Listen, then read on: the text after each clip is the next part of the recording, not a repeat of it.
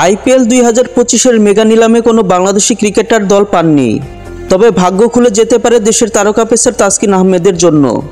ইনজুরির কারণে লখনৌ সুপার জায়ান্টসের দলে একাধিক ফাস্ট বোলার ছিটকে গেছেন, আর সেই শূন্যস্থান পূরণে এখন তাসকিনের নাম আলোচনায়। যদি তাকে নেওয়া হয় তাহলে মোটা অঙ্কের অর্থ খরচ করতে হবে ফ্র্যাঞ্চাইজিটিকে। বাংলাদেশের গতি তারকা তাসকিন আহমেদ নিজে জানিয়েছেন লখনৌ সুপার জায়ান্টস তার সঙ্গে যোগাযোগ করেছে এবং বিকল্প খেলোয়াড় হিসেবে দলে ফেরানোর আগ্রহ প্রকাশ করেছে। তবে আইপিএলের নিয়ম অনুযায়ী কোনো ক্রিকেটার ইনজুরির কারণে ছিটকে গেলে তার পরিবর্তে নেওয়া খেলোয়াড়ের জন্য একই পরিমাণ পারিশ্রমিক দিতে হবে। লখনৌ শিবিরে ইনজুরির হানা বেশ বড় ধাক্কা হয়ে এসেছে। দলের 4 জন গুরুত্বপূর্ণ ফাস্ট বোলার মহসিন খান, মায়াঙ্ক যাদব, আবেশ খান ও আকাশদীপ চোটের কারণে পুরো মৌসুম বা কয়েকটি ম্যাচ খেলতে পারবেন না। মহসিন খান পুরোপুরি মৌসুমের জন্য ছিটকে গেছেন। মায়াঙ্ক যাদব প্রথম 7 ম্যাচ খেলতে পারবেন না।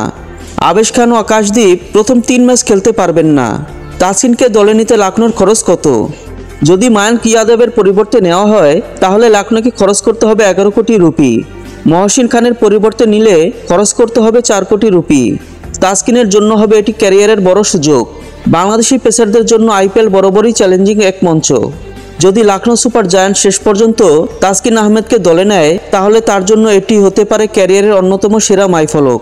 ভারতের মাটিতে তার গতি ও আগ্রাসন কেমন ঝড় তোলে সেটাই এখন দেখার বিষয়।